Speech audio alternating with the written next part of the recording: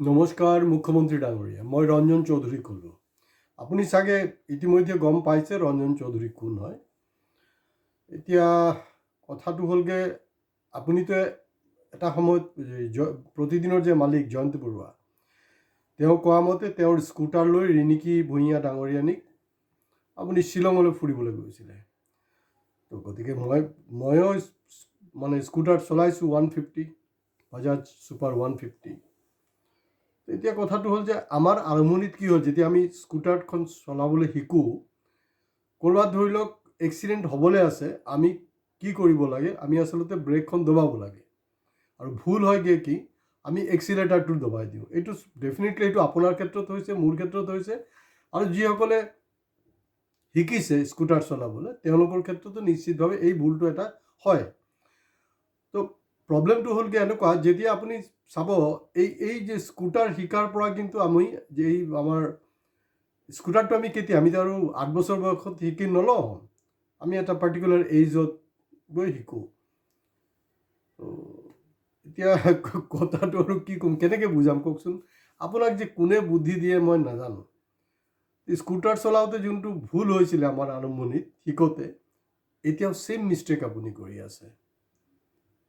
মানে এই যে ক্ৰাইচিছ যোনটো চলি আছে নহয় আপোনাৰ, এই ক্ৰাইচিছৰ সময়ত কি হৈছে, মানে যোনটোক আমাৰ কি বুলি কয়, সেইটোক বিনাশকালে বিপৰীত বুদ্ধি। এইটোৰ পৰা বাচিবলৈ উপায়টো কি, আপুনি প্ৰথমতে এক্সিলেটাৰ দবাব নালাগে, ব্ৰেকখন দবাওক, চাই লওক ভাই কি হৈছে, ট্ৰাক আহিছে না কি কথা, কেলৈ কি হ'ল নহ'ল, পাংচাৰ হ'ল নেকি, চব চাই ল'ব লাগে। কিন্তু আপুনি লাগাতাৰ এক্সিলেটাৰ দবাই আছে, আৰু আপুনি যিমান বেছি এক্সিলেটাৰ দবাব সিমান কিন্তু আপুনি প্ৰব্লেমত পৰিব। আৰু আপুনি মানে গুৰু হিচাপে কাক পাইছে, আপুনি একচুৱেলি তেনেকৈ এল কে আদবানীক পোৱা নাই, বা হেৰিকো পোৱা নাই, এইটো অটল বিহাৰী বাজপেয়ী ডাঙৰীয়াকো পোৱা নাই। এনেই হয়তো আপোনালোকৰ হেডকোৱাৰ্টাৰখন বাজপেয়ী ভৱন বুলি লিখিছে, কিন্তু বাজপেয়ীজী কি ধৰণে ৰাজনীতি কৰিছিলে সেইবিলাক আপুনি অধ্যয়ন কৰা নাই, আপুনি অধ্যয়ন কৰিবলৈ পৰোৱা নাই, কাৰণ আপুনি ইণ্ডিয়াৰ আটাইতকৈ পাৱাৰফুল মানুহ। আৰু আপোনাৰ এনেকুৱা হ'ল, মানে সময় বেয়া হ'লে যেনেকৈ হয়, আৰু এবাৰ BBC খেদিলে আপোনাক, আপুনি উত্তৰ দিব নোৱাৰিলে, তাৰপিছত এতিয়া আহি গ'ল আপোনাৰ লালন টপ। লালন টপেতো কৈছে আপোনালোক এই যে কিবা এই যে আপোনাৰ যে স্লেং আনপাৰ্লামেণ্টাৰী ৱাৰ্ড সম্পৰ্কেও কৈছে। তাৰপিছত আপুনি কৈ আছে নাই, আমিতো আপোনাকতো মইতো মতা নাই নহয়। আৰে আপুনি কোন হয় ভাই, মতা নাই মানে প্ৰেছ য'তে খুচি তাতে যাব পাৰে। আপুনি নিৰ্দিষ্ট আপোনাৰ সেই গদি মিডিয়াৰ কেইটাকে মাতিব, আৰু সিহঁতি মূৰখন হিলাই থাকিব আৰু হাঁহি থাকিব। এইটোতো হ'ব নোৱাৰে নহয়। প্ৰেছ মানে আপুনি কৈ আছে যে প্ৰেছৰ আজাদী আছে, ফাল্লা কিবা কিবি, এইটোতো হ'ব নোৱাৰে ন। আপুনি যোনটো ক্ৰাইচিছত পৰিলে ৰিণিকীক লৈ, সেই পৰিস্থিতিটোত চিধা একেবাৰে বল্ডলি আপুনি চিটুৱেশ্যনটো ডিল কৰিব লাগিছিলে। হয়, ঠিক আছে, এলিগেশ্যন আহিব পাৰে, গতিকে মই এল কে আদবানীৰ যি আদৰ্শ তাৰ প্ৰতি সন্মান জনাই আপোনালোকক এটা সিদ্ধান্ত জনাইছোঁ। এয়া হ'লগৈ, মই এনকুৱাৰীক ৱেলকাম কৰিম, এইটোক লৈ এনকুৱাৰী হওক, আৰু মই মুখ্যমন্ত্ৰী পদৰ পৰা পদত্যাগ কৰি আছোঁ যেতিয়ালৈকে এইটো ক্লিয়াৰ নহয় এল কে আদবানী ডাঙৰীয়া। সেইকাৰণে বিজেপি লৌহ পুৰুষ বুলি কোৱা হয় যে, সেইটো কাৰণে কোৱা হয়। সেই এইটোৱে কাৰণ, বেলেগ আৰু কোন লৌহ পুৰুষ কিয় ক'ব।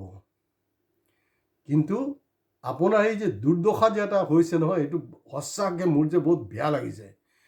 পবিত্ৰ মাৰ্ঘেৰিটাক যে আপোনাৰ অপবিত্ৰ কৰিছে নহয়, লাগাতাৰ কৰিছে, এতিয়াও যে আপোনাক চাবলা নাই, আৰু মানে গাধালৈ পেলাবলৈ চেষ্টা কৰি আছে, এই কথাবিলাক কেতিয়া আপুনি বুজি পাব। সেইকাৰণে ৰঞ্জন চৌধুৰীৰ অফিচিয়েল যি ইউটিউব চেনেল আছে, সেইটো আপুনিও ছাবস্ক্ৰাইব কৰক, আপোনাৰ মানুহখিনিকো কওক ছাবস্ক্ৰাইব কৰিব, জানিবলৈ হ'ব ন কি হৈছে নাই হোৱা। চবেই অধ্যয়নৰ প্ৰয়োজন আছে। হাৱালা কাণ্ড যোনটো হৈছিলে, ঘোটালা এটা হৈছিলে, তাত এল কে আদবানী ডাঙৰীয়াৰ নামটো সাঙুৰ খাইছিলে। তেতিয়া তেওঁ এই স্থিতিটো লৈছিলে।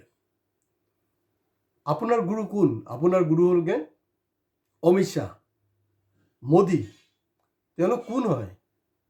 এই মোদীক তেতিয়া মুখ্যমন্ত্ৰী হৈ আছিলে গুজৰাটত 2002 চন, আপোনাৰ নিশ্চয় মনত আছে চাগে। তেতিয়া বাজপেয়ীজী কৰিছিলে যে ভাই তুমি যোনটো ৰাজধৰ্মটো পালন কৰা।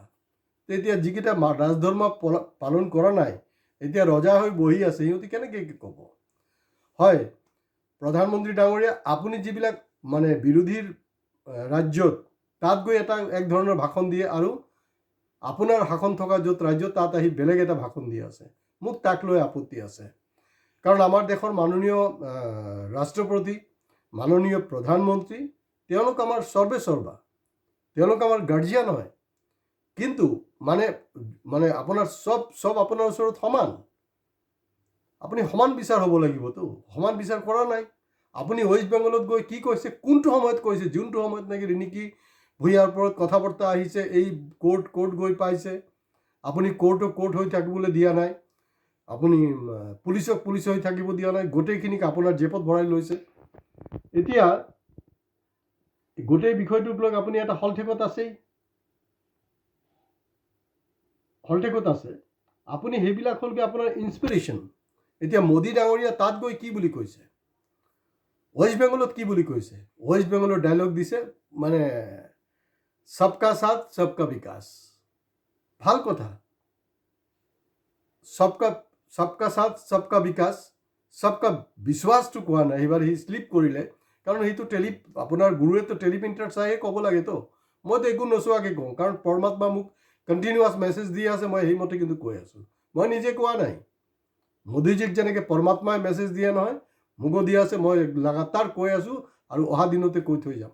কথাটো এনেকুৱা, তাত তেখেতে কৈছে সবকা সাথ সবকা বিকাশ আৰু মেৰা जो ভাষা है, এতিয়াতো অমিত শ্বাহ কি বুলি কয়, চুনকে বদলা লুংগা, চুনকে বাংলাদেশীকো নিকালুংগা।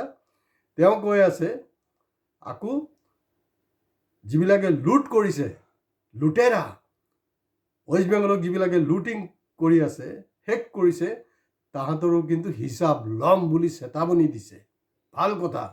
মোৰ কথা হ'ল যে এই 56 ইঞ্চিৰ বুকু বিশ্বগুৰু মোদী ডাঙৰীয়া অসমৰ ক্ষেত্ৰত কি ক'ব নেকি, যে হিমন্ত বিশ্ব শৰ্মা এওঁৰ কোম্পানী যি কাৰবাৰবিলাক কৰিছে তাৰো কিন্তু হিচাপ হ'ব।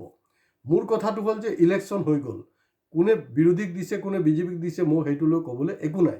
কিন্তু মোৰ এটাই কথা, যে এইবাৰ দেখা গৈছে যে মানে মুখ্যমন্ত্ৰী যাতে চেঞ্জ হয়, মুখ্যমন্ত্ৰী এইটো অপজিশ্যনেৰে হওক বা বিজেপিৰে হওক, তাক লৈ কোনো আপত্তি নাই। আপোনালোকে বিজেপিৰ ভক্ত হওক, কোনো অসুবিধা নাই, হিমন্তৰো ভক্ত হওক, কোনো অসুবিধা নাই, কিন্তু অন্ধভক্ত নহ'ব। অন্ধভক্ত যদি হয় আকৌ কিন্তু ছেইম অৱস্থা হ'ব, হিমন্ত বিশ্ব শৰ্মা ডাঙৰীয়া মুখ্যমন্ত্ৰী হ'ব আৰু যি থাকি গৈছে সব লুটি পুটি শেষ। আৰু তাৰপিছতে আপোনাৰ ৰিণিকী বাইদেউতো কৈছেই যে মোৰ 52,000 কোটি টকা নাই বুলি।